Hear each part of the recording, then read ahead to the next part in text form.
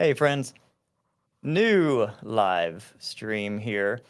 So Sarah is about to copy this new link and put it into the chat. So I'll give everyone a minute to get that. Okay.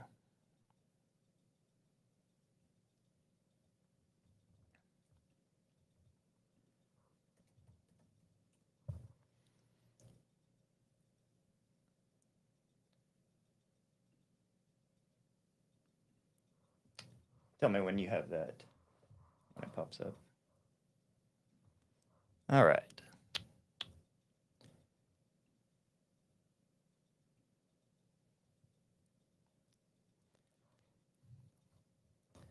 So hang in there, guys. If you're watching, give me just a minute. We're switching URLs here.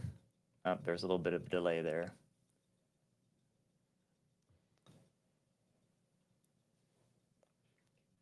Yeah. Okay, just 1 second, guys. Hang in there.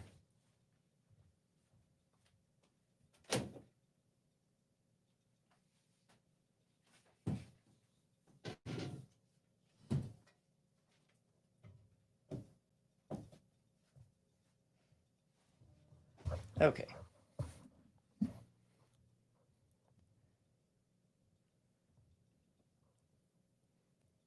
Okay, everybody, give me just a minute. We're letting a few more people come into the room. We had to switch things up. I'll explain in a minute.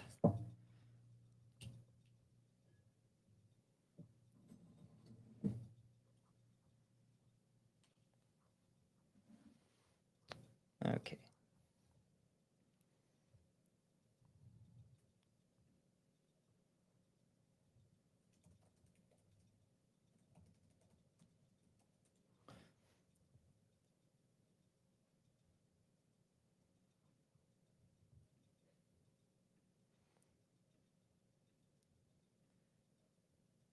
Okay. Looks like we got 7 peeps here.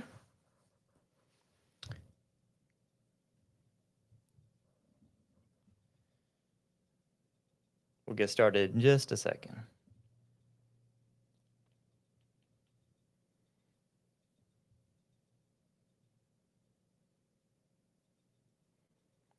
Okay.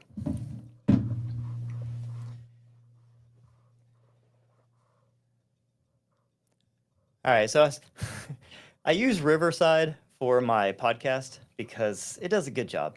And I was going to use StreamYard to start streaming, but like Riverside just started doing streaming stuff. So I was like, okay, well, I'll just keep everything. I don't want to learn 2 programs.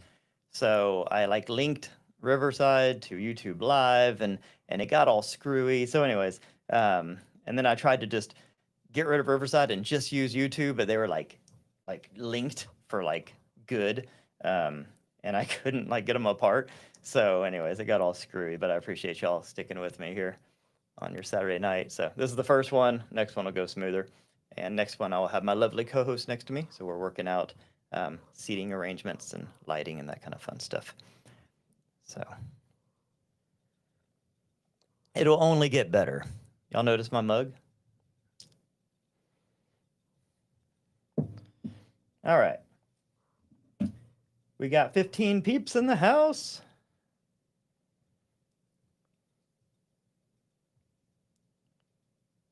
How does everything sound out there?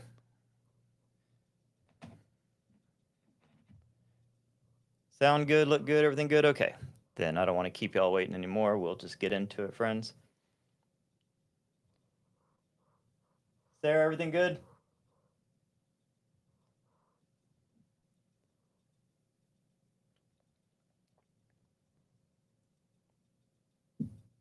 All right.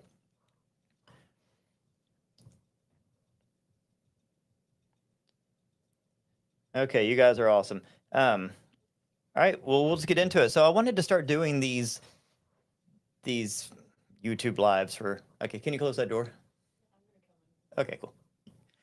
So I want to start doing these YouTube lives because I'm doing 2 podcasts a week now. Okay, so we're doing every Tuesday and every Thursday, and I'm going to keep up that pace and that consistency. And I'm super excited about it because it pushes me, because each one is kind of draining, and I spend a lot of time thinking and researching and contemplating everything that I put out there, but it's fun. And but I know it's kind of like rapid pace. I do Tuesdays and I do Thursdays, and I get a lot of people message me, and they're just like, they have a lot of questions, and it kind of takes a while to really kind of process some of this stuff, and so I was like, okay, how cool would it be if I did like a Saturday, because there's a long gap between Thursday and Tuesday, and to fill that space, I was like, what if we did a Saturday Night Live type thing where we can talk about, the past week's episodes and process it, answer any questions, that kind of stuff. And sometimes I think of things after the fact. I do this on podcast all the time when somebody interviews me or something, or I interview somebody else, and then afterwards I'm like, ah, shit, I should have said this. Every time there's probably like 5 things that like killer things that I should have said that I didn't, because that's just the nature of it. So this gives me a chance to kind of fill in any gaps or anything, because when I'm out there like spitting, I don't edit or anything. I just go. And so a lot flows, which is great, but like there's always things that you miss, or things you kind of jumble or something. So this gives me a chance to kind of fill in any gaps, do that kind of stuff, and then also gives you all a chance to ask any questions, and then for us to have like fun conversations about this stuff, because like when I'm out there talking, that's just my my point of view, but I want to hear all your points of view and everything too. So I thought, we thought this would be cool to do this, right? So we're gonna make this a weekly thing. It's usually gonna be on Saturday nights, just because that kind of fills that gap between Thursday and Tuesday, but it might change. And we're also gonna have special guests. So we're gonna do like podcast, like actual interview style podcast too. And got our first guest lined up, and she is awesome. It's going to be a super exciting one. I'll give you a hint. It has to do with plasma. So anyways, that'll be a fun one. So be looking for that coming up here in the next probably week or two. And then we have a fun trip. I can't say too much, but we have a fun trip in 2 weeks to Vegas for a big podcast. So that'd be a lot of fun. A lot of things happening right now. It's an exciting time. So this past week with Conscious Observers, we talked about basically the simulator theory, and then this kind of revised theory of consciousness. And by the way, thank all of y'all for watching and for spreading and all this stuff. It's been really cool. Like I had a podcast before, but I didn't really put everything into it because my other work stuff was so busy. This one I've really made it a priority to try to focus on, which has been hard because it's been a super busy time in my life. But I'm excited about it, and it seems like everyone or other people are too. And so thank y'all very much for watching and supporting and all that kind of stuff. It means the world to me, and I actually want this to be a big deal because I'm trying to transition out of my current job, which is not really a job. It's our business, and we built this business and we love this business, but we've done it for years and we're ready to transition out of it. And so we're kind of laying the groundwork for hopefully this to become a full-time thing. So we're super excited about all that. We have a lot of fun things coming. We're going to be doing a lot more in-person stuff, workshops, retreats, different courses and different partnerships and stuff like that.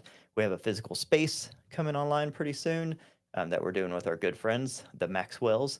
They're working super hard on it, so I'm super proud of them. And we're going to be doing some really fun in-person stuff there, bridging, like bringing together mind, body, nutrition, all the things. It's going to be super duper cool. It's in Grayton Beach, so give you all a reason to come down to the beach and see us. So be looking for some announcements on that coming up. So on Tuesday, and I know I'm jumping all over the place, but welcome to Live with me. We're welcome to Sarah's world. So on Tuesday we talked about simulator theory and how it's funny. Like a good friend of mine sent me a text tonight and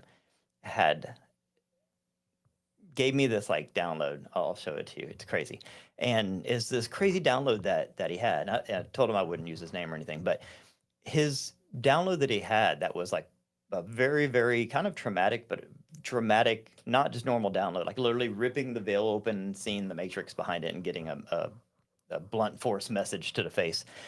And that message, like, almost identically confirms everything that I've been talking about. from a completely different perspective from somebody totally, not even in my world. And it's so crazy. So like he was able to watch my stuff and be like, whoa, your stuff is saying the exact same stuff that I was told, and then his stuff kind of confirms mine. And anyways, so the simulator theory is not like this scary like Matrix thing. It's like it's really cool actually when you think about it. Like the whole premise of it is that this world is like a spiritual training grounds, and that we come here on purpose. Like you go to school, it's voluntary. It's not like a prison, and that the things that we do here are building and growing our quality of consciousness on their side, and that your team on their side like wants you to do this stuff and is rooting you on and cheering you on and like guiding you and is there with you and for you, so you're not just like stuck in this video game alone trying to find your way out or anything, like this is all part of a plan. And there's, people on their side that are watching, guiding you, and you can't really do anything wrong. You can't mess up or anything. It's just you can do things just like in school, more effectively. You can get more benefit out of it and that kind of stuff. But so on Tuesday, I broke down that. And me and Sarah earlier were having a good conversation actually about this. And she was talking about like I use the Van Wilder metaphor, like she was basically asking if I thought that is there only one way to get out, basically like graduate, like so say you go to school and you want to be a doctor and you're going to be in school for like 2 decades and it's going to be super duper hard and all this stuff. Well, that's one path. But what if you just want to go to school for a little bit and then dip out and go do something else? Like, is there an exit ramp? She was asking out of the simulator. And it's a great question. And I thought I would touch on that because I'm sure other people have similar thoughts. And what I have learned is that you don't have to be here. Like you can go. And the way Robert Monroe described it, and I'll just tell you a quick little story because it's very fascinating and I think it explains all this perfectly. So Robert Monroe talks about whenever he first came into this, he calls it the human Earth life experience.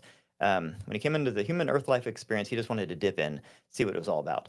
And basically what happens is you come in and like say your very first time, they just kind of place you somewhere, like job placement program, right? You don't really have an experience. They're like, boop, you're a a farmer in Vietnam. You're like, cool, whatever. I just want to be on Earth. You come in, you have an experience, you die young, you go up, and then they're like, okay, you can go on your merry way back through the universe, like no big deal, peace out. Or you can go back in for more. And you kind of do the past life review and you talk to them and stuff. And usually what happens is the person will be like, well, I didn't really do very good in that last life. I kind of just bounced around and I died young and I made some mistakes and, I had a poor life, whatever. They're like, so I want to go back in and give it another shot. I'm like, okay, that's up to you. So you plan your next sojourn, you come back in. And then the next time, maybe you messed up, you did some things wrong and you come back up and you have your life review with yourself and you're like, I really didn't do good that time. I hurt some people, yada, yada. And they're like, okay, why don't you go back in, kind of see it from the other point of view. This time we'll have something happen to you. You'll learn that lesson and then you'll come back better on the other side. Cool. That all happens. You come back up and they're like, all right, do you want to go back in or not? And you're like, yeah, man, last time I was poor. Next time I want to be rich. Okay. So they plop you in a life where you're going to be rich next time. You're like, okay, and you're starting to like get in the swing of things. You're like, this life thing's fun, right? Well, what happens, what Robert Monroe says, it gets addictive and you start to accumulate these particles and it starts to weigh you down and you kind of get weighed down into the reincarnation cycle. And you don't have to be there, but what happens is you just kind of get stuck. You start to lose sight after incarnation of the fact that you were a being before you came into this human earth life system. And then you start to accumulate karmic debt. You're like, ooh, maybe I really hurt somebody in another life, right? And then, you have to learn that lesson and maybe you don't learn it. You keep getting kind of weighed down and weighed down. And that can happen. And then there's also the belief system territory. So like think about like how many indoctrinations and religions and cults and things like that there have been over times. And a lot of times people will like whenever they pass away and they go up, they'll go into what they think is heaven or hell. And it's supposed to be a temporary little sojourn there, like a little, kind of cooling off after the transition period. And sometimes they get stuck there because they're like, I'm in heaven. I don't want to go anywhere else. So what he found out, he created a program called Lifelines, which was specifically made at the direction of people on the other side to help us to gather pieces of our soul, fragments of our soul that are stuck in like belief system territories and stuff like that. Because what he found out is that you cannot leave until you are reassembled, until you're complete. You can't leave anybody behind, right? That's part of you. So it's not that we're stuck here or that we're forced to be here. It's that it's complicated. You know what I mean? If you have a shit ton of incarnations, like things get messy over time. And your higher self, which is the totality of you in all your lifetimes, isn't always complete. Sometimes it's fragmented. Sometimes it's got pieces all over the place, and it's behind the scenes. We don't realize it, but on their side, parts of your oversoul are like actively gathering all the other pieces and trying to assemble the whole, so that when you do learn all your lessons and you get to that state, if you want to be ascended master, cool. Or if you just want to get like a good education in earth life and you're like, okay, I've seen all I need to see, I've done everything I need to do, I want to get out of here, then you're complete and you're whole and you can. So that's the long answer to Sarah's simple question of that. It doesn't have to be like Van Wilder where you just kind of stay in school forever. That is something that people do just because you get stuck here, but there's no rule that says you have to. There's no rule that says you have to be here a certain amount of time or anything like that. It's just that Earth is a very complicated place, and the longer you're here, the more incarnations. It's kind of the harder it is to leave until you do reassemble your whole. You learn all your lessons, and then instead of escaping Earth, you more so ascend. You graduate. So that's what Robert Monroe says. That's what William Bullman says. That's what Tom Campbell basically backs up as well. So I tend to believe a lot of what those guys say, and so that's pretty interesting when you think about it. So it gives us more than one purpose here. Our purpose is not just in this lifetime on the physical plane to learn as much as we can and to try to become as complete as we possibly can, but also on the back end, like we can help them through the lifeline. You can do these like soul retrieval processes and stuff, and retrieve your pieces of your soul that are stuck, and it's pretty exciting stuff actually. So anyways, that was that. I thought that was super cool. um, Do you want me to send you over a few questions? yeah, let's get some questions. Do you want me to text them to you, or how do you want me to? You can just ask them. So we'll do questions. This is about the simulator theory, and then we'll move in. Or I am not. okay, we'll just So, ask me anything. one of the questions was, I myself have been a recent student of consciousness, in particular, how it applies to dementia. I would love your thoughts on what aspect is lost or gained. Hmm. The question was, I don't know if you could hear Sarah, but has to do with dementia and how that affects consciousness and what is lost or gained. So dementia is tough because there's different forms and severities, obviously, of dementia. But you know, I would break it down like this. So say you're playing a video game, and Tom Campbell uses a similar analogy. But say you're playing a video game and it's like a race car game, and you crash into the wall a couple too many times, and your car, even though it's virtual, it starts to take on damage, and then your car starts to kind of pull to the side, and the little virtual steering wheel's pulling. Well, that car took on damage, and now it's affecting the way it steers. But it's not even a real car, and it wasn't a real accident. It wasn't real damage. It's all virtual, but it still has this effect because it changes the rules of the character of the avatar. So, like I describe, this world as CrossFit for consciousness, and I say that because, and I talked about that in Tuesday's video about how the harder it is, like when you go to the gym, the more weights you put on the bar, the the more resistance there is, the stronger you become. And I think Earth is very similar. So people that have physical ailments, mental ailments, any sort of an emotional blockage, anything like that, any sort of adversity that you have to work through, it forces you to become stronger, more resilient, to get creative and that kind of stuff. Dementia obviously is a very, that's one of the more extreme things possible. But I would say that if someone has severe dementia or any sort of severe disability, it's going to force their consciousness to try. Inside, that person is attempting to maneuver and work around all these things and get creative and problem solve and do all these things. So you don't know what's going on inside that person, but I guarantee you they're trying to overcome this adversity. And what Dr. Michael Newton talks about a lot is when people have disabilities in this life. So I won't speak just to dementia; I'll just speak to disabilities in general.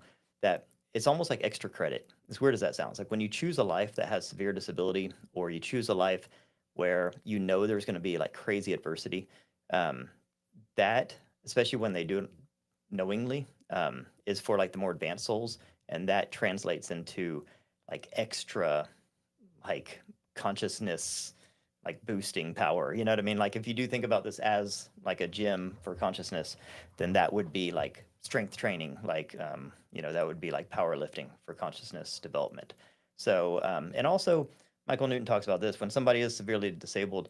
A lot of times they chose that life or they chose that thing, or sometimes, you know, this is a free will simulator. So sometimes shit just happens. That is a part of this. But a lot of times we do script some of these things. And it's not always for the individual. Sometimes it's also for the family members, the support team, the doctors, like people that are around them. They also learn things and grow and evolve through helping that person. So sometimes there's a greater purpose for it than just the individual. So hopefully that helps.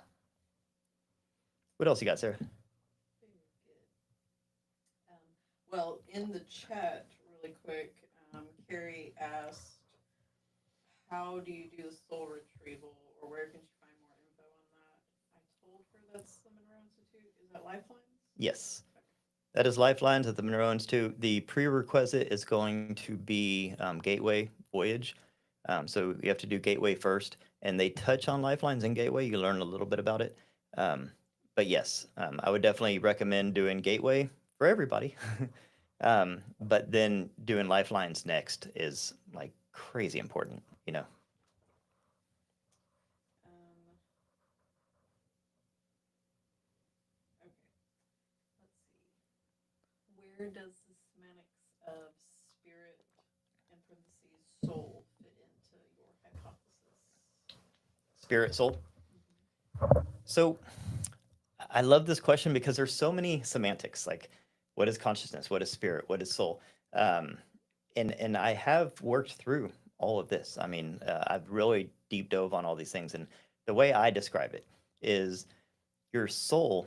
So consciousness is like this field. Okay, like consciousness is. I look at it like a spectrum, and you fall at varying degrees of consciousness, and it's not just like you're either conscious or not conscious. It's how conscious are you. I define conscious as awareness of awareness with memory. It's basically you're aware, but you're aware that you're aware. But depending on how aware you are, meaning if you're say level one consciousness, that means you're just aware of yourself. And maybe you're like a fish and you don't know anything else. You just, I'm a fish.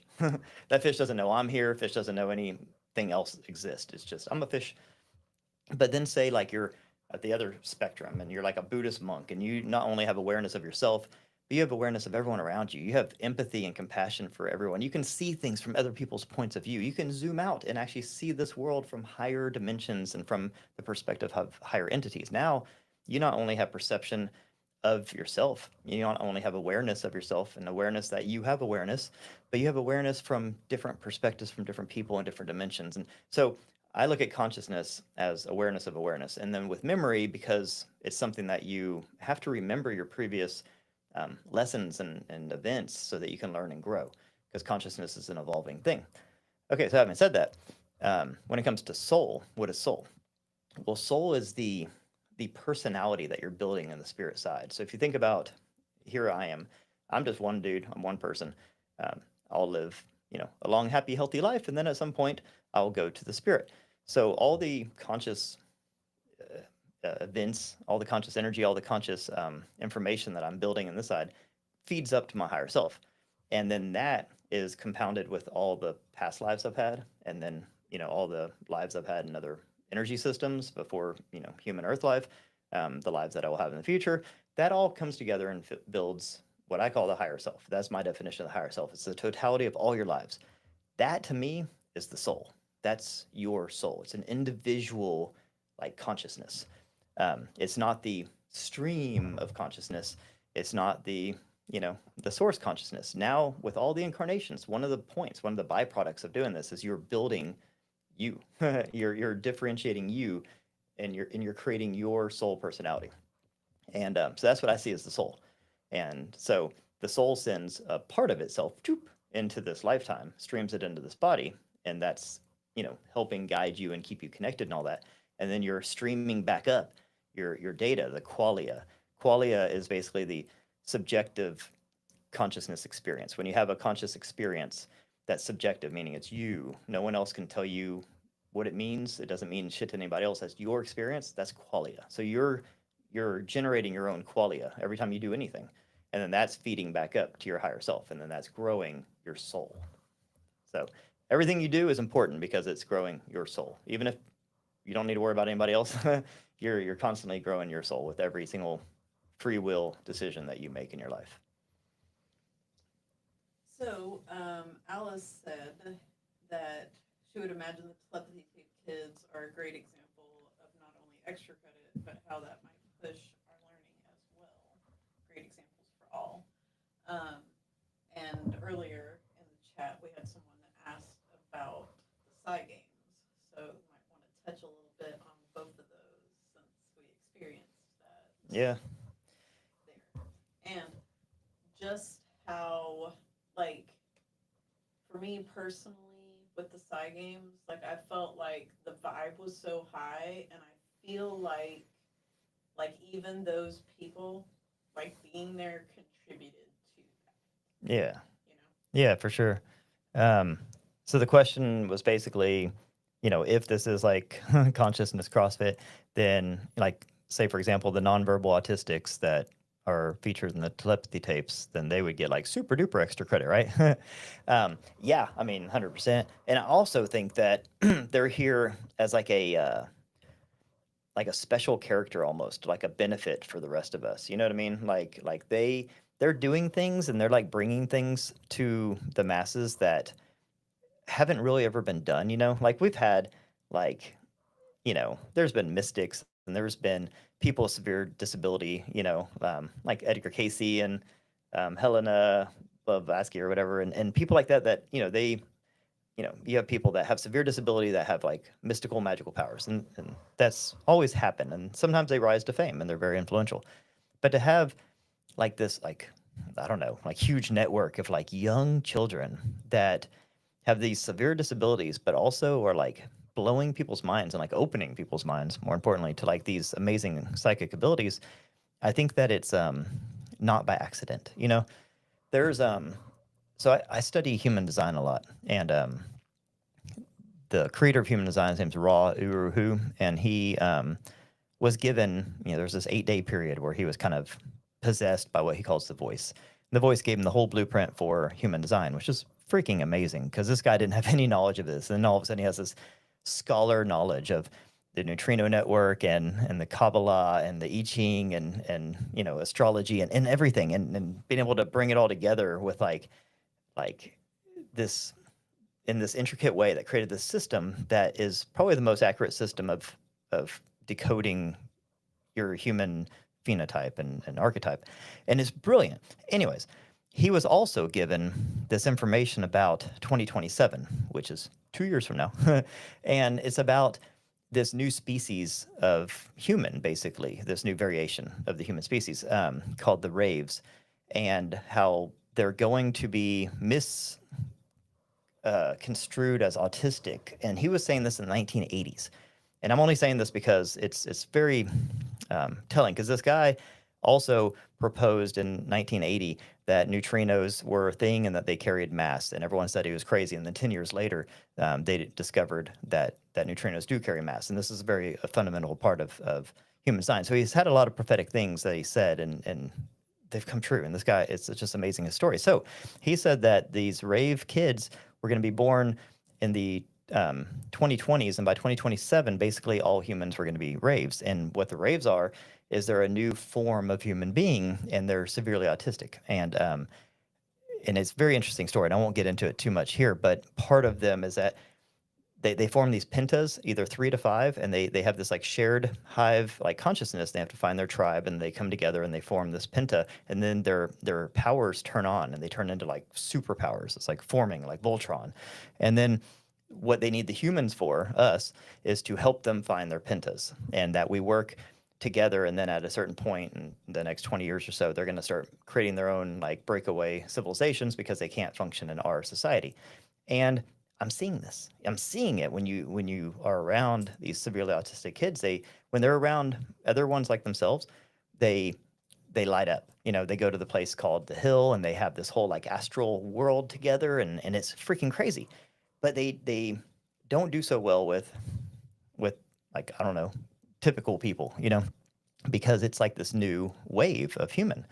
And I don't know, it's really when I was around like the nonverbal autistics and watching them work, they're tapped into something that's so far beyond anybody else. Like there's when we were at the side games, we were around tons of people that have psychic abilities, like amazing psychic abilities, and they don't hold a candle to these kids. I mean, these kids, the stuff they do is it's so it's so special that no one could even really appreciate it. It's like when you see something that's so beyond what you're used to, it's almost like your brain can't comprehend it and you're just like, what was that? And it doesn't even get like the appreciation it should because it's almost too special for us to even really truly appreciate. So while to answer your question, while I do believe that, like being severely autistic or especially nonverbal autistic, that's a very severe restriction. Like the body's very restricted. Life is kind of hard, You have to have a caretaker and stuff. So yes, they're getting super duper bonus points. But I also think that something else is going on, something even more special and important than just dealing with adversity, right? Like there's something else going on. I think we're going to see it kind of coming more into focus here in the next couple of years. I'll actually do a more in-depth video on the raves and the 2027 prophecy of Ra Uruhu. That'd make for a good video. Mm-hmm. There is, you have a TikTok on it. People are on your TikTok. I do. Watch that until you can expand. I did do a TikTok on that. Okay. Really quick. Carrie High Vibes asks, do you practice lucid dreaming? If so, where is a good place to start, or what is the best way to learn? Carry high vibes. I like it. I do not practice lucid dreaming because the Monroe Institute scared the shit out of me when they told me all the stories. So I don't want to tell you everything I know because I don't want you to I don't want to affect your judgment, but just be careful with that. It's they were taking it really far. They were doing experiments to see how many layers they could get people down into their dreams, and then the people were having trouble getting out of the dreams, and so that's not a place you want to be. But having said that, I mean, I do a form of lucid dreaming, I guess. I have a dream recall protocol. So I'll tell you what I do because it's definitely safe. And it's kind of like an entry into lucid dreaming. So I was getting frustrated because I have very vivid dreams. I mean, like crazy vivid dreams. And when I wake up in the morning, I can remember them perfectly for about 5 seconds, right? And then it's like, what the hell? So I sleep with a sleeping mask on. And so what I started doing is when I wake up in the morning, um, as soon as I crack my eyes open, I immediately, like usually my sleep mask has come off in my sleep because I roll around a lot. I'll put it back on. And then what I do is I immediately think of like a part of a dream. You know how like in your dreams, there'll be like a little clip, like maybe a 5 second video clip, and you remember that, but you don't remember anything before or after. You're just like, why am I standing on top of a car screaming? And you're like, you don't, and there's nothing else, right? And you're like, how did I get on top of that car? What the fuck? So what I started doing is I would immediately just put my mask on and I would try to go back to sleep. But at that point, you're in that hypnagogic state, so you're half awake, half asleep. And what I would do is I do video editing, so we call it scrubbing. So when you take a little scrubber thing and you can move back and forth. So what I do is I would move it back and forth, and then I would almost like you grab those little handles on the end, and I would pull it open. So I would like go back a few seconds, and then I'd go forwards a few seconds, and I would kind of almost like massage the clip open, and then I would be able to see like, oh, here's how I got on the car, and here's what I did next, and I was able to like take that clip and like expand it, um, and you can only do that like right then and there. You can't like if you get up and go pee or something, it's over. At least for me, it has to be right then and there. And I started just taking that little clip and just making it bigger and seeing the before and after, and then getting some context. Then I could kind of figure out, oh, okay, that's what was going on there. And so that's not lucid dreaming at all. I understand that, but it's still consciously going back into a dream and kind of looking around and sort of expanding on the dream. So that's what I do.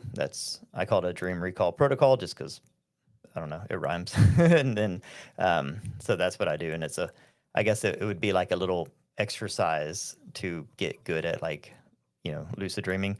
But lucid dreaming is a whole other thing. That's where you can like basically consciously like be in your dream and wake up and like move around your dream, kind of like an out of body experience in a dream.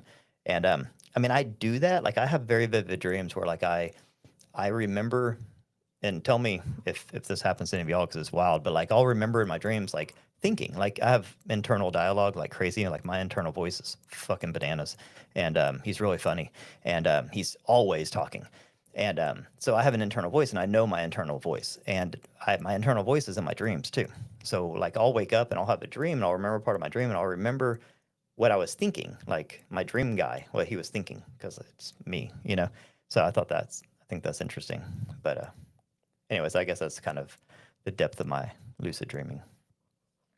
Um, so she said, so technically Inception was loosely based on a true story.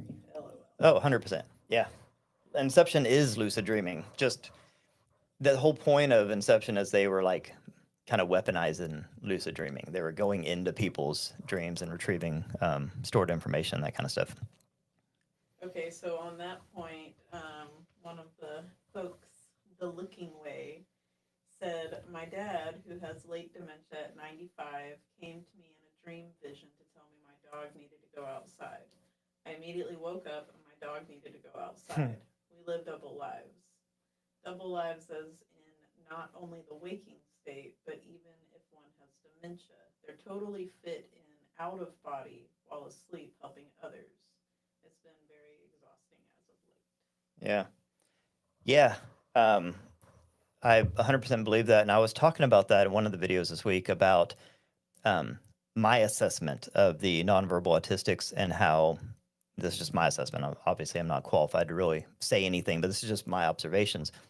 It seems like they are not fully in their body, you know, because they're able to, the stuff that I was watching, what was her name? Not Lydia, her daughter. Oh, Lidu. Lidu. Um, what the stuff I was watching Lidu do wasn't even psychic. It was beyond psychic. I mean, she was not in the physical. She was able to dip out of the physical, go into the non-physical, retrieve any information that she wanted, and seamlessly bring it back to her physical body and just have her physical body just tell us. And it made me realize, I was like, she's not in her physical body. She's maybe 20, 30, 40% her physical body, and the rest is out of her body. And it's amazing. I mean, that's not, I mean, of course, that's a disability from our point of view, but I look at that as a superpower. And so I would imagine people with dementia, it's the same kind of thing. Like your consciousness is at some point just going to say, okay, well, the body is kind of not really a great instrument right now. So I'm just going to kind of be outside the body, and you can work in the astral. So like, you know, your dad telling you the dog needs to go out, he's still there. His awareness is there. It's just not in his body, but it's still there.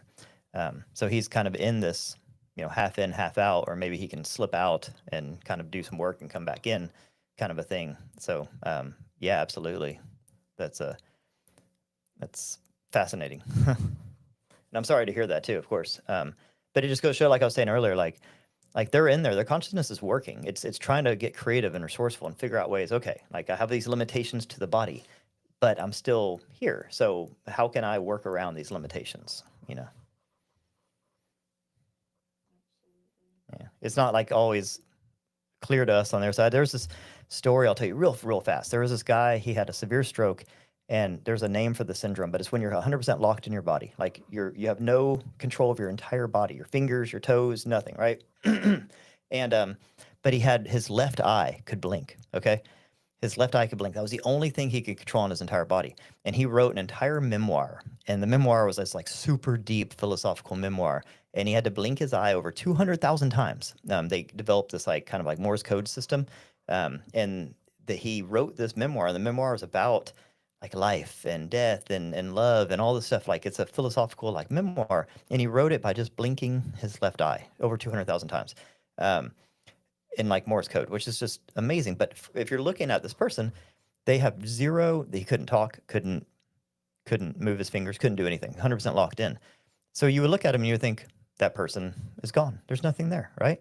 But his consciousness was fully aware and communicating in any way it could, and it had to get resourceful to work around the limitations. So, you know, it has to change the way we look at people. Like even people that maybe look like they're not there or not all there or whatever, it's just they're not maybe all like they're not everyone's gonna present themselves in the same way, you know what I mean? But there's these little things we can do to to kind of test the quality of consciousness. And I think that, I mean, if you have a heartbeat, you have a consciousness, you know. Whenever I did Gateway, one of the ladies that was in it with me, her sister had dementia and they hadn't had a conversation in 2 years. And when she went into, I think it was Focus 15, she had a conversation with her sister and then she went and saw her that night. And it was the first time in 2 years they'd had a lucid conversation, and her sister remembered what they had spoke about in the meditation in Focus 15. Yeah. So they are still there. Yeah. Some, you know what I mean? Like they are attainable. Not in the physical, yeah. but in the astral. Yeah. Yeah. And that's what's so exciting about all this is we're realizing that like this physical part of reality is just a small part. You know, Exactly. it's what we see, so we think it's everything, but it's just a sliver. Ethan says, "Can you describe what sort of information she could obtain?" Who? I'm assuming the telepathy tapes. Oh, yeah, I'll just tell you. So they did a series of these demonstrations, I guess you'd call it, and one of them was so Lidu. She's nonverbal autistic, but she's starting to learn how to talk. But she still uses it's called a spelling board. So it's just a board, and they point to the letters. If you've seen the telepathy tapes, you know what I'm talking about. They call them spellers. And so they brought her up on the stage, and they just called a random person out of the crowd. Okay, this wasn't a magic show or anything. This was just it was Hakeem and everyone who's doing the telepathy tapes. This was just sort of like an intermission type thing, and so they called a random person on the stage, and the random person came on stage. Lidu has a mask on. She's facing the opposite direction. It's the mind sight mask. You can't see anything. She's facing the other way.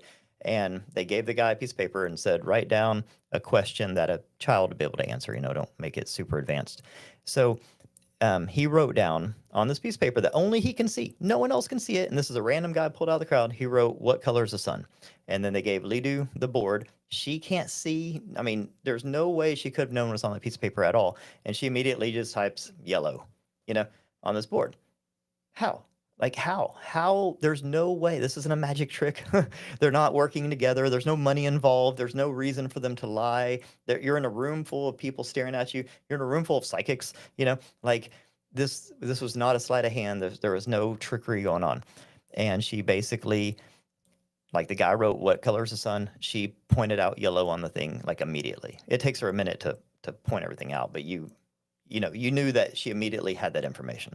So how did she get that information? You could say she was reading his mind, you know, but she didn't even know who he was. Like, and he was behind her, and it's one of those things where I think that everything's information.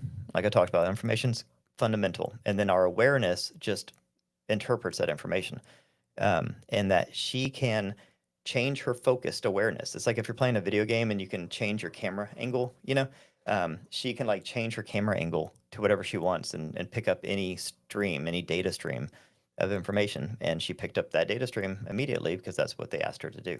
And so to me, that's not even being psychic. That's just purely operating in the non-physical. That's going in the back end of like a computer program or something and just getting the information and bypassing everything else. I mean, it's just full on access to any information instantly and effortlessly. She does that the same way we talk like this. And she did multiple of these demonstrations, all effortlessly. And every single time it was blowing our minds. But like I said, it's so nonchalant to her. She's not like, ta-da, she just does it. And everyone was just like, what the, like, it's like, it was really hard to even really comprehend because there was no like showmanship. Like when a magician does something, they like, you know, like throw confetti or release doves or some shit. Like she just does it. And you're just like, whoa. Like, and then you're left to try to figure out what happened. Cause then they just move on to the next thing. So I, of course, was like, so I started thinking about it. Like, how can we explain this? And that's the only way I can explain it. So Carrie says she believes that we all have superpowers. How would one discover and or tap into our individual powers? Yes, we all do. So, I mean, hopefully we get to the point soon where we don't even call these superpowers. We just realize that humans have like wild psychic abilities that, you know, are just untapped. Um, there's a couple things I would suggest. So, everyone's going to be better at different things. I think everyone has access to all these things. I don't think anything is impossible for anyone, but just like anything, some people are better artists, better singers, better at math, whatever. there's going to be certain things you're just better at. So I always think it's best to just sort of try a bunch of different things and just kind of see what your body naturally gravitates towards, see what you naturally pick up on easier. Remote viewing is something that's really easy to see if you're good at because it's kind of testable. You know, you do a remote viewing, if you get the information and checks out, and you know, it's easy to verify. Oh, I got it. We have this thing called the Eggly wheel. Can you get that?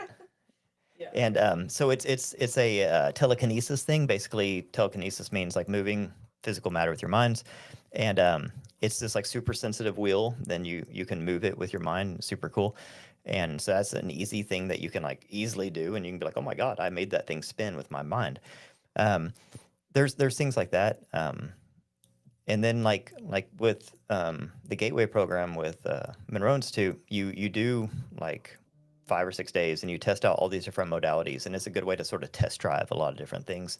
But I'll show you this thing we got. It's called the Eggly Wheel, and Sarah's amazing at it. Y'all should go follow her on Instagram. She's been doing some really cool stuff. But I'll just show I you am just learning. what it is. But they were using this at the side game, so I'll just put it on the camera. But it's this little wheel, and it's just like super duper sensitive and fine tuned, and it's like you basically just move it with your biofield, but you control your biofield with your thoughts.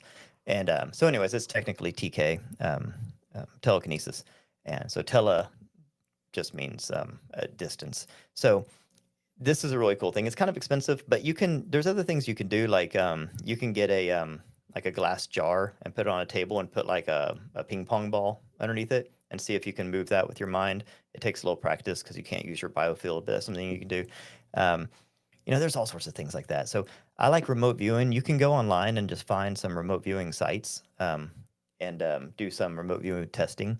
It's really cool. It's easy to do, but um, you know, everybody has psychic abilities. It's just to varying degrees, but it is something you can definitely train. And as soon as you prove to yourself, like as soon as you prove to your left brain that these things are possible, it usually opens the floodgates.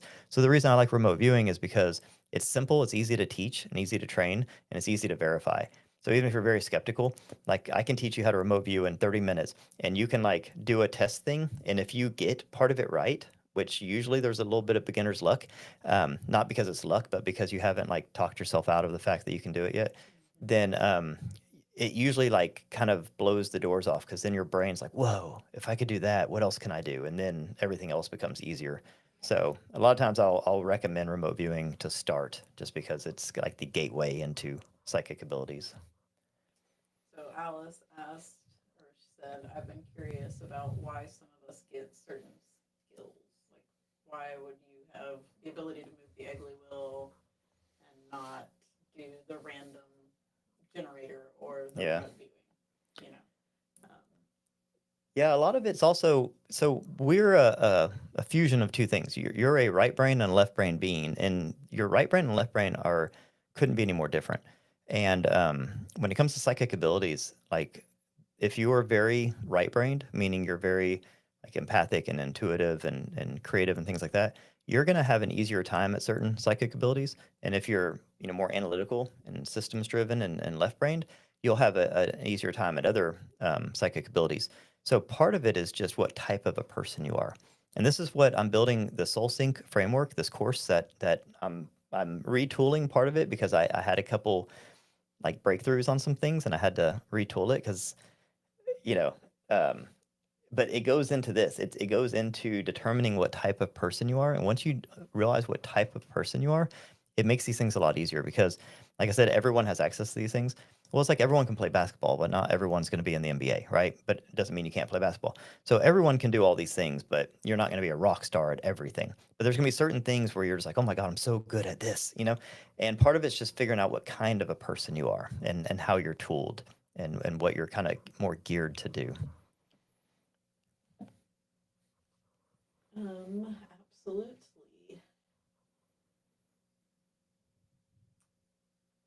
Let's see.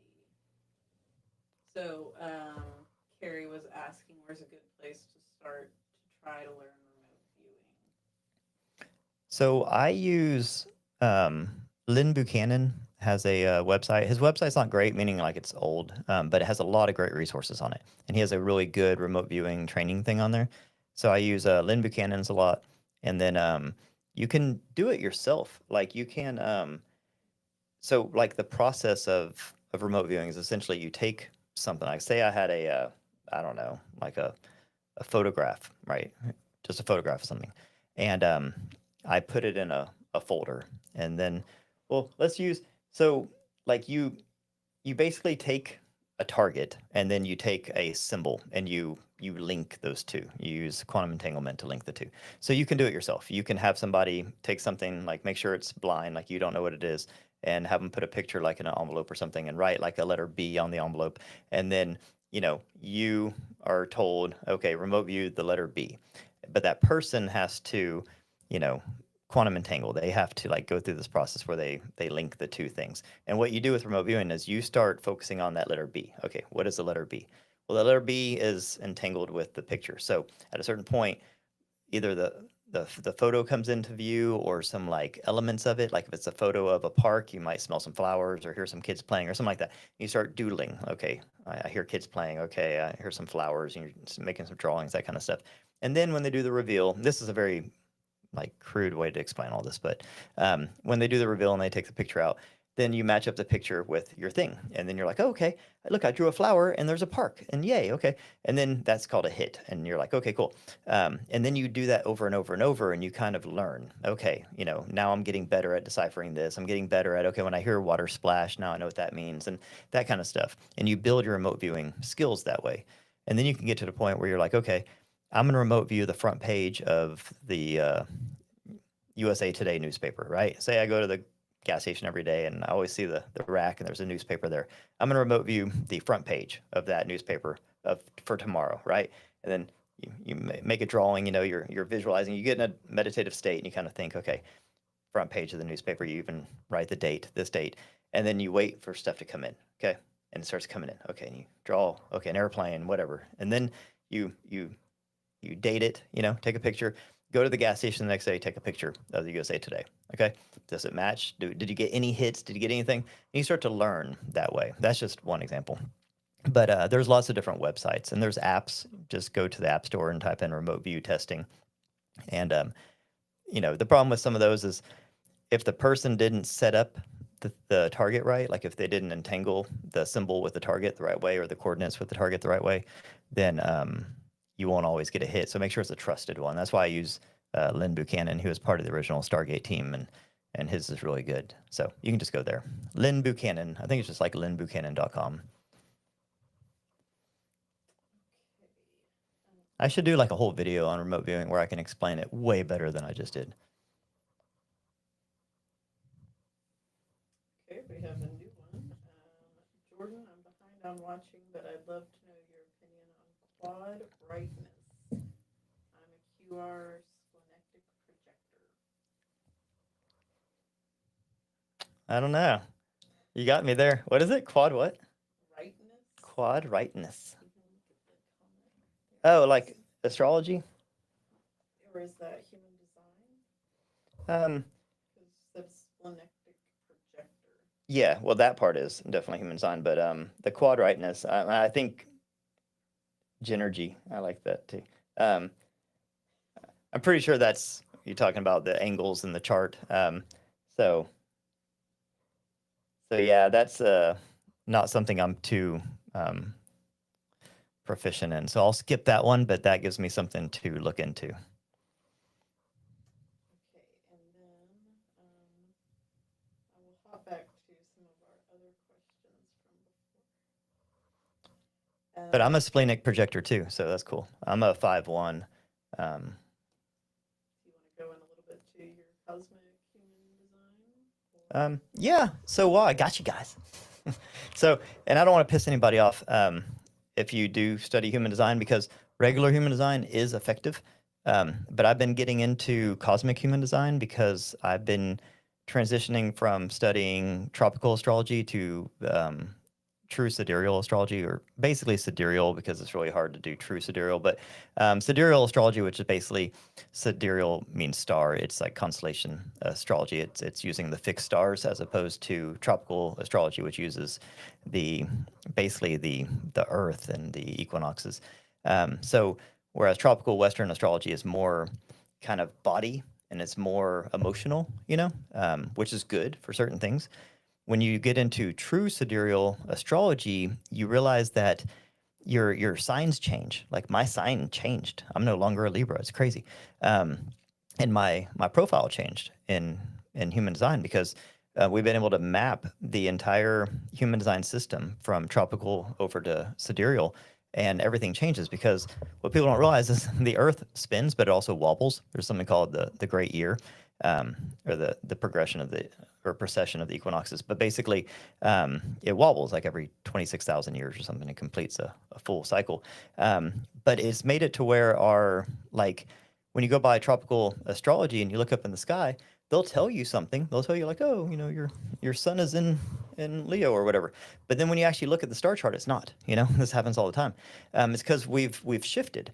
Because when they did all this, when they created tropical astrology, whatever 2,000 years ago, everything lined up perfect, and they did this to basically for like agriculture and stuff to get everything aligned with the seasons for harvest. But everything shifts. I forget the exact degree that it shifts, but over the last 2,000 years, we've shifted something like 30 degrees or something. It's 27 degrees, something like that. It's a big shift. It's enough to make it where most people's signs are no longer in the same constellation. And anyways, it changes things. So the more I dove into it, I realized if you really want to break it down, if you use, and I know most people out there probably don't care, so I'll make this quick, but if you use like tropical Western astrology, which almost everybody does in the Western speaking world, it's going to be more emotional based and more earth based and more body based. Okay, which is not bad or anything, but I find that if you're early on in your spiritual path, it resonates a lot more, right?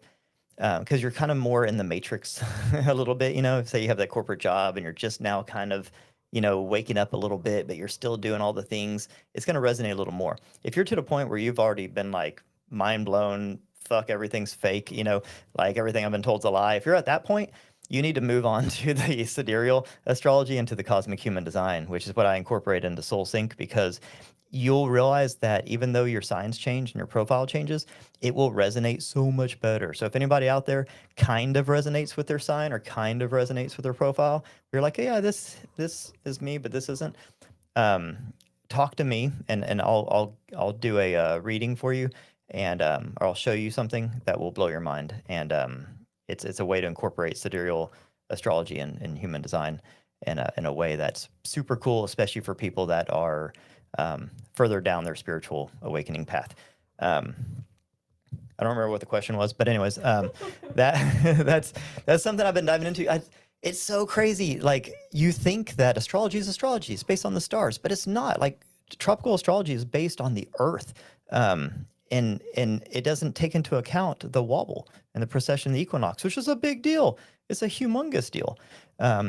So it basically bypasses the stars, which it's astrology, right? It's supposed to always be about stars. So sidereal astrology is about the fixed stars, which is the most important thing to keep in mind.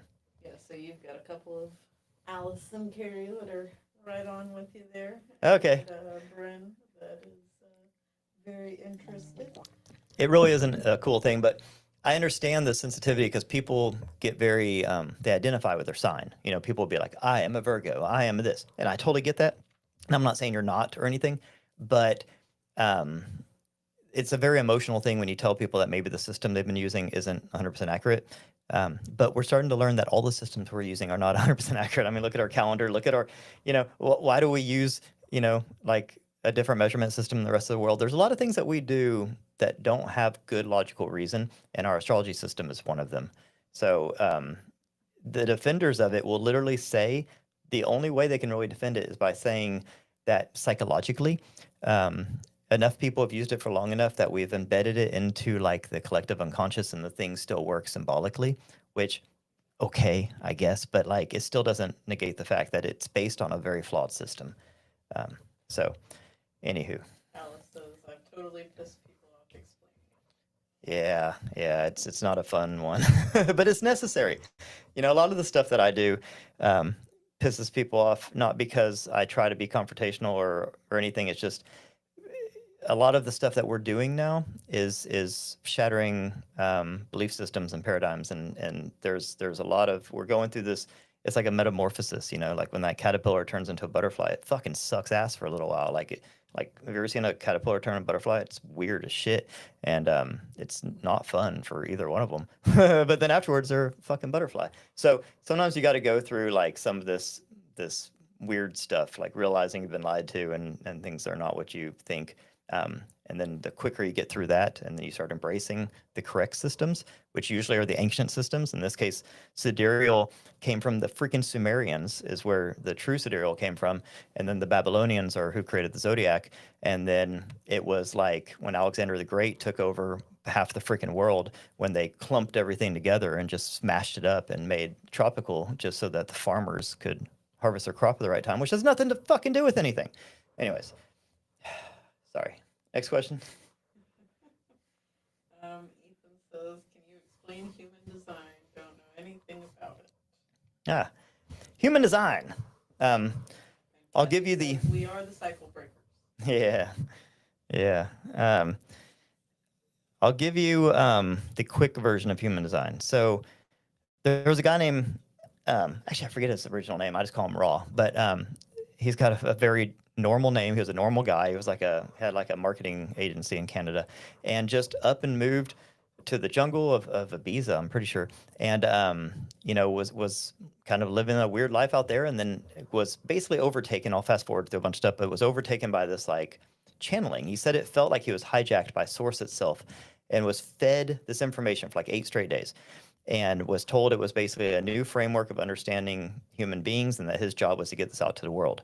And it combines the Kabbalah, and the Kabbalah is this ancient Jewish system of showing how what's called vril or ki, chi, life force, prana, all sorts of different names for it, how that energy moves through your body, the channels and everything.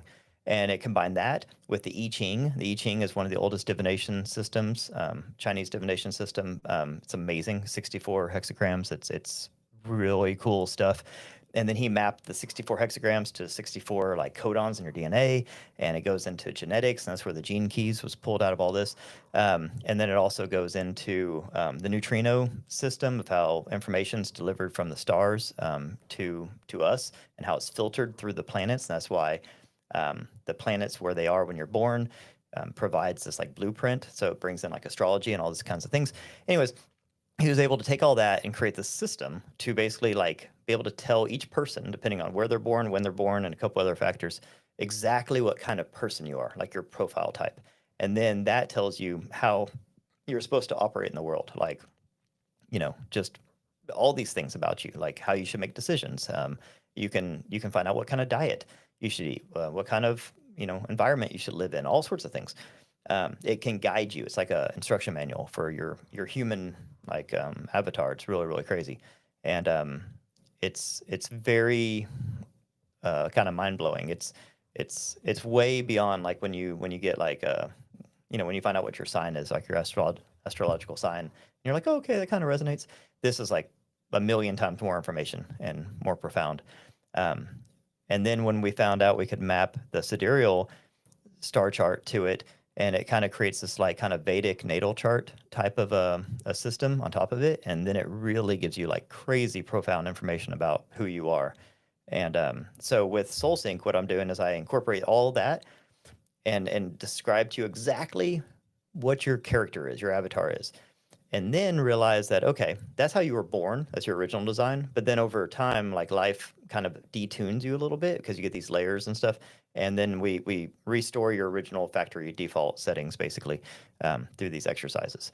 But we use the human design as like the basis to figure out who you are as like an original design, human, because everyone's different. If you think about it, there's 8 billion people on earth, and you would think this place would be complete anarchy, but everything works really really good. And that's because there's a system where every second of every day there's different types of people being made in like this perfect like balance. And that's why the world works as good as it does. Not because people want to do all these different jobs, but because people are made to do certain things, and there's this like perfect like spectrum of human beings that's constantly being made, and it has to do with the stars and the planets, and it's like this cosmic clock, and it's really wild, and you can decode that. That's what human design does, is decodes that, and then can tell you what model of human you are, and then you can figure out, oh, it's like if you had a Jeep, you're like, oh, I can go off-road, I have a Jeep. But if you have a Corvette, you're like, well, I wouldn't go off-road, I have a Corvette. Well, it's kind of like that. It tells you what type of a human you are, so that you know how to use your type. You know what I mean? So that's kind of in a nutshell what human design is. Very good. All right. So a question from earlier that we had submitted earlier on the episodes that you recorded this week.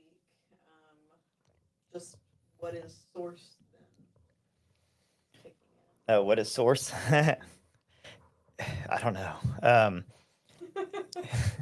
I'm not gonna like claim that I know what source is, but like if so, the creator of our simulator, I think, is different than source. So I guess I can start there, and I can say that if I had to really, really guess, the creator of our simulator is a graduate of another simulator, and that we eventually become creators made kind of in the same style as the creator that created us. Kind of like your kid grows up to be a lot like you, kind of a deal.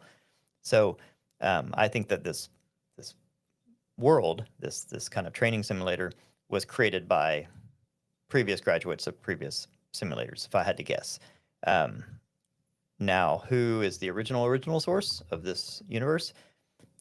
I don't know. Not to be weird, but like the more I've learned and the more I've really, really, really poked and explored, um, it's not that it seems artificial, like in an AI way, but I think that we're gonna find that like the creator is not gonna be what we think it is. It's not gonna be like the bearded dude on the cloud. Like that's kind of crazy. Um, that's just our personification because it makes us feel good. But I think that there's this like technological aspect to the spirit world. I mean, there just is.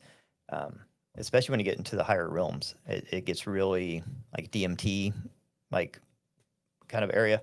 Um, I think we're going to find out it's going to be more something like that. But I don't know. I don't know. But that's what we like. I try to zoom out as much as I can and see things from the different perspectives and points of view. And like, okay, what's the point of this? Why are we here? Why is this so important? Because obviously this world's important and what we're doing is important. Um, I think that we create qualia. We have experiences and we create qualia, and that qualia feeds back up. And it's like, say somebody made a video game, but they couldn't play the game. You need to have players play the game, and the players go out and play the game, and then you kind of get to enjoy the game vicariously through the players. So you have to think, okay, if Source did that, why? Like if Source already was perfectly developed, perfectly good, perfectly everything, then why would it need a developmental tool? Why would it need a training simulator? So it almost seems like we are we're we're developing something that's maybe not fully developed. If you look at, and I know since I'm already on a roll of pissing people off, if you look at the like Old Testament versus the New Testament, let's get into biblical stuff. That's always fun. But no, just real quick, like the Old Testament God was like a vengeful, spiteful, jealous God, and then the New Testament was peace, love, and light. And you can see this like evolution. And I understand people are going to say, oh, New Testament wasn't divinely written, whatever. I don't know, but like there is a evolution, and you can see just looking at Earth. Like we used to do twisted things. Like humans were really brutally sadistic and weird not that long ago. And now I know you'll say, well, we still are, Jordan. Well, overall, humans are pretty damn good and pretty nice. There's 8 billion of us. And since 1900s, there was like 1.5 billion people in 1900, and now there's almost 8 billion. So we've like multiplied our global population by 5. And most like statistics that track like evilness and bad, like say like, you know, I don't want to say words that'll get me in trouble on YouTube, but anyways, the really, really bad statistics have almost all gone down. even though our population has skyrocketed up, which means that we're evolving. So I only say all that because as we're having our incarnations, we're learning our karmic lessons, and we're doing all this stuff. We seem to be getting better. We seem to be learning our lessons. We seem to be getting more peaceful and loving and empathetic, which is good, which is what you'd expect to see in a reincarnation type training simulator. But I only say all that because what are we training? Like, you know what I mean? Like, so you have to kind of extrapolate out and say, are we training source or are we training the being that created the simulator? Like, is this, where is this feeding? Like, what is the point of this? You know? So it makes me kind of think that maybe the creator, you know, we're helping it develop, you know, I don't know, maybe completely not, but these are just questions that I think about sometimes whenever I think about what is source and what's the point of all this. So Travis said, if memory serves me, Monroe's book, didn't he have a journey where he met the creators and they were taking him to source, but he couldn't get all the way there and had to turn back? yeah, yeah, the question was, didn't Monroe go all the way to source, but he couldn't get, so he went to what's called the emitter. So he found out there's something called the aperture and the emitter, and it's kind of like a white hole and a black hole. So a white hole ejects um, information, and a black hole sucks in information. And I actually have a model. I was telling Sarah, and um, I was like, actually showing her all my doodles, but I have this like holographic theory of gravity that actually perfectly explains white holes and black holes, which is the emitter and the aperture. But anyways, it's so Robert Monroe went all the way when he went on his journey of the highway. He went all the way to the edge of the universe, and there was the emitter, and the emitter was basically the light, the source. It was source, and you couldn't get too close to it because it would just burn you out. You know, the radiation. But it was source. But then on the other end, when he went all the way back through, it's like say there's like a white hole here, and you go all the way around the loop, and there's a black hole. So the black hole is the aperture, and that's where. So the source is where everything comes from. It's like the projector projecting the light out, and then you have this aperture, and that's your where you go at the end. That's where you return to source. And when he tried to return to source, they wouldn't let him. They said that his gifts were too small, and that he had to go back and get more gifts. That's what he was told, and it's not that source told him that he wasn't able to go into the aperture, so he didn't return back to source. It was like the beings that were outside, and basically what he was able to decipher after coming back was that the gifts are experience. So when I talk about qualia and like how our day to day, our free will choices, and everything we do in life is creating qualia, we're generating this I don't know, this higher level of consciousness information for source. That was what the gift was. So they basically said that he hadn't done enough of that and he had to go back. And that's why you can't just like return to source. Like you have to return with something, you have to return. So I describe it this way. If you take source, and even if source is fucking amazing, perfect, and you shatter it into a million pieces, and all those pieces, their job is to return back to source, but they're lost and they're confused and they don't know where they came from. So in their journey of like going out and returning back to source, they're going to accumulate so much knowledge and wisdom and like adventures and all this like conscious qualia through all of their different experiences that when they do finally all return back to source, source is now going to be so much bigger than it was at the beginning because like they say the sum of the parts is more than the whole, or however that thing goes. That's what that means, is that like the parts equal more than the whole.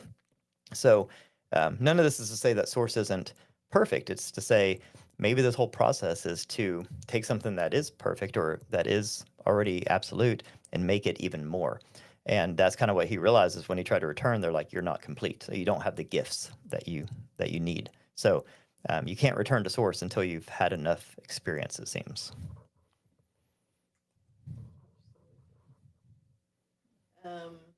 Okay. Dutch says, my weird opinion is that we are all God. Christ is a manual on how to live a good life. Sounds radical, but that's what I've learned so far. So, like, people talk about like Christ consciousness. Mm-hmm. So, yeah. And we are all God in the sense I just told you. Like if it's the holographic universe theory that if you take a holographic plate and you shatter it into a million pieces, whatever image is on that plate. So say there's an image of an apple on that plate, and you take one of the little shards and you shine a laser through it, it's still gonna project the entire apple. So if this is a holographic universe, which that's what emerging quantum science is saying, is that if we if if we are God, just a shattered version, then each little shard, each little soul, each little consciousness is God. It's just a piece, and we're trying to reassemble the whole. So that's why that saying, we're all God. It's like, well, yeah, we are, um, but we're not God in the totality. That's what we're trying to do. Is we're trying to get back there. It's a journey, you know. But yes, essentially we're like a chip off the old block, and then like Christ is like, when people talk about Jesus Christ, well, Jesus wasn't even a word back then. It would have been Yeshua, and Christ wasn't a word; it was a title, and so the Christ I would have. Huh? I would interpret this, and I might be wrong, but I would interpret this as like Christ That's what I was consciousness gonna and say. like Yeah, how it's kind of been hijacked by the church and yeah, that yeah. kind of stuff. That's what I was gonna say. So the Christ consciousness. So we'll just say Jesus for simplicity, but Jesus was, when you read books like Jesus and the Essenes by Dolores Cannon and books like that really go into the the kind of true history of Jesus, he was a like an ascended master. He studied in all the mystery schools. That missing years that's missing out of the Bible goes into his hardcore training into the mystery schools. And what his job was to show humanity the true potential of the human being, what the human could be. And he kind of served as a time bomb because he he always knew that his body was going to be sacrificed, and that when he obtained his ascended mastery, then his body was sacrificed. He was going to release all that information into the world, and once that happened, it shifted everything, it shifted all the timelines because that information went out to the world. That, oh my God, look what we're capable of. When he was going around performing miracles, he wasn't like showing off. He wasn't like, look at me turning water into wine and walking on water. That's what the Bible talks about.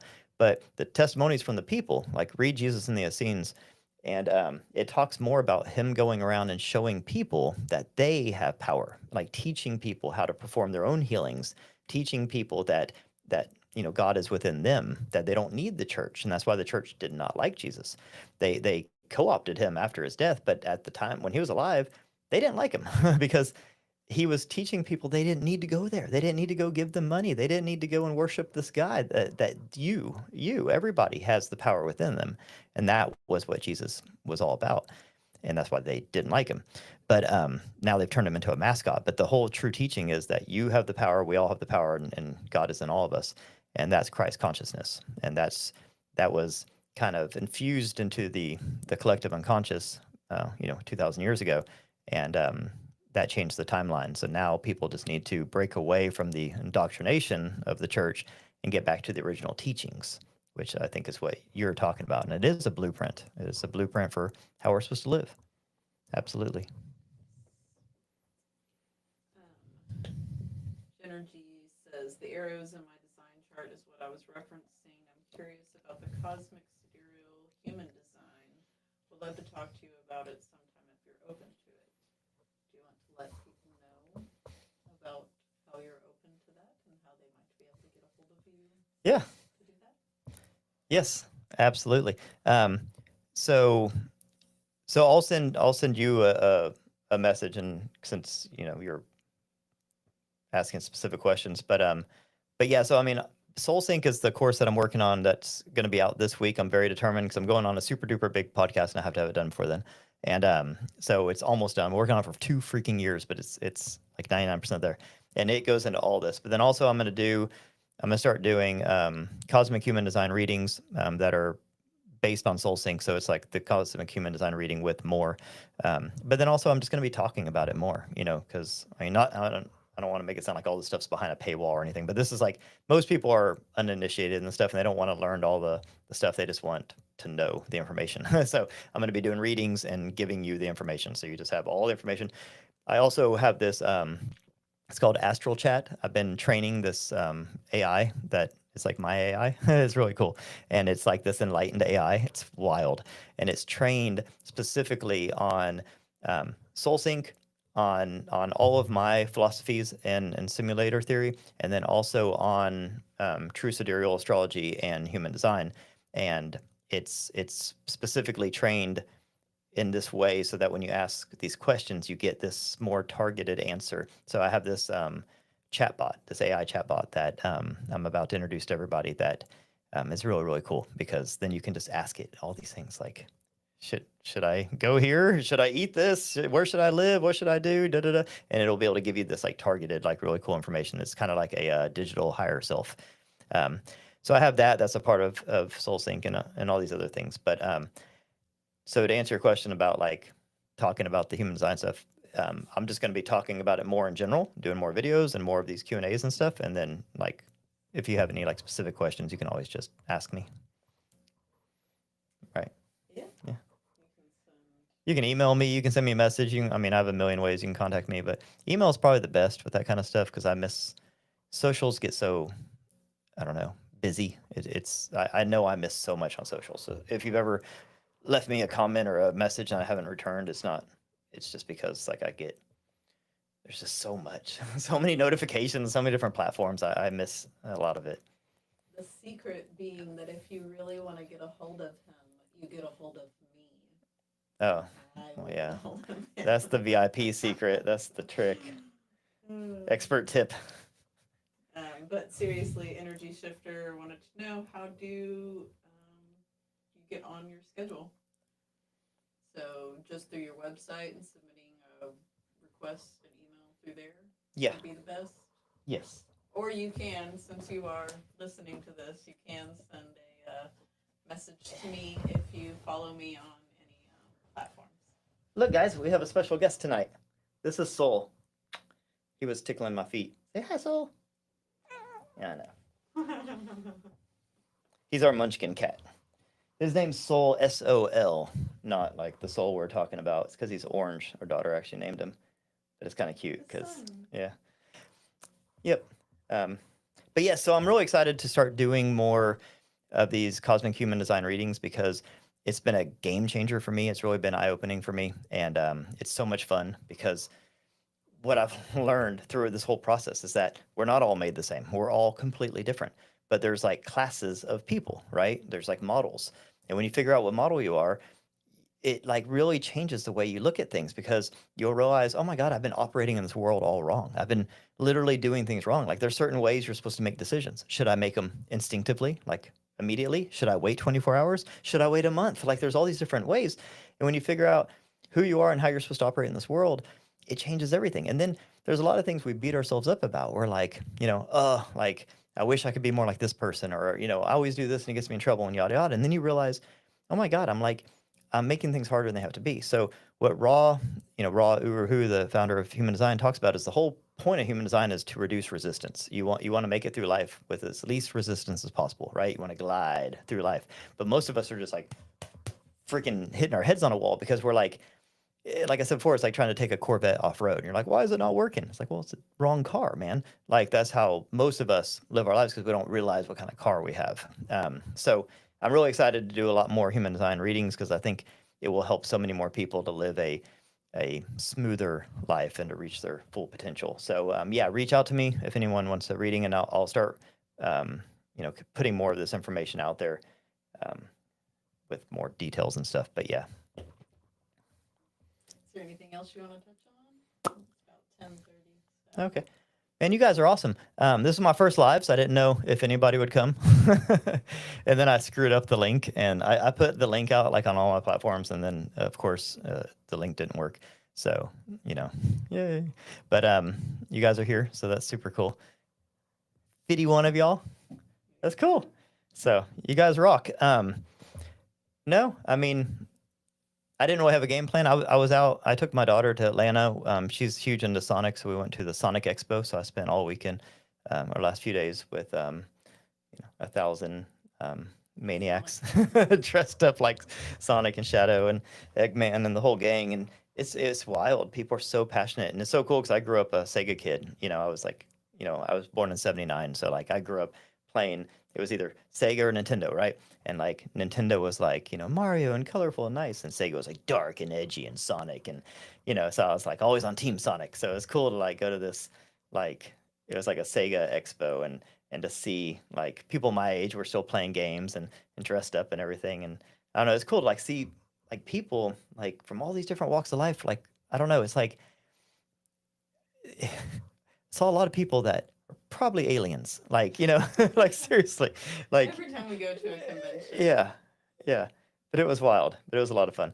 So, anyways, and I just got back a little while ago, so I didn't really have a game plan for this. I just wanted to talk about this past week. But we're gonna do these every single week, so it's a good way to recap. So as you're watching or listening to the podcast, which again, thank y'all so much for doing.